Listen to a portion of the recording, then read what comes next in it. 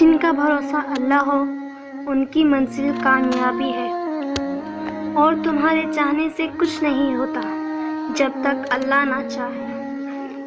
ہم پرفیکٹ نہیں ہوتے، ایک طرف ہم کسی کی بہترین یاد ہوتے ہیں تو دوسری طرف کوئی ہمارا نام لیتے ہی سر سے پاؤں تک سرخ ہو جاتا ہے، کوئی ہماری قربت کے لیے ترستا ہے تو کوئی ہمارے سائے سے بھی دور رہنا چاہتا ہے۔ ہم کسی کے لیے ایک مثال اور کسی کے لیے ایک سبق ہوتے ہیں۔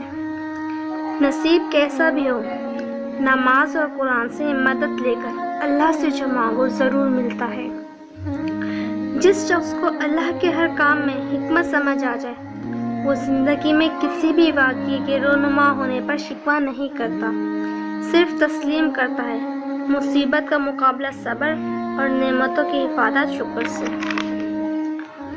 صبر کرنا سیکھ لیں، اللہ سب جانتا ہے، وہ جانتا ہے کہ آپ کب کب کن وقتوں سے گزرے ہیں، اور اللہ وقت بدل دیتا ہے کیونکہ تبدیلی کائنات کا اصول ہے۔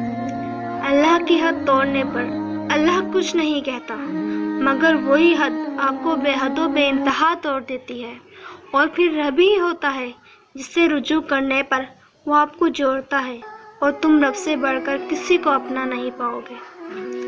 جو اللہ کی یاد سے غافل ہو جاتا ہے وہ اس کے ساتھ ایک شیطان لگا دیتا ہے، بس وہ اس کا ساتھی بن جاتا ہے، اور ایسے شیطان انہیں سیدھے راستے سے روک دیتے ہیں جبکہ وہ یہ سمجھ رہے ہوتے ہیں کہ وہ ٹھیک راستے پہ جا رہے ہیں۔ معاملات اللہ کے سپرد کر دینا ہی بہتر ہوتا ہے، کیونکہ ہم خود بھی خود کے ساتھ اتنے مخلص نہیں ہوتے جتنا اللہ ہمارے ساتھ ہوتا ہے۔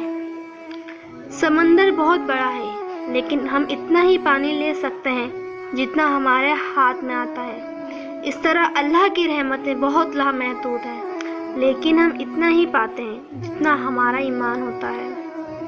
بے شک زندگی تھکا دینے والی چیز ہے، اور جب تم تھک جاؤ تو اپنے رب کو یاد کرو، کیونکہ سکون تو صرف اللہ کے ذکر میں ہے۔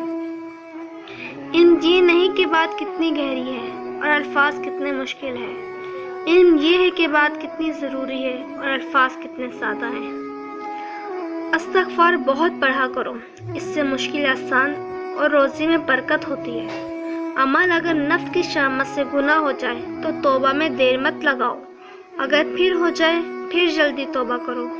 یوں مت سوچو کہ جب توبہ ٹوٹ جاتی ہے تو پھر ایسی توبہ سے کیا فائدہ۔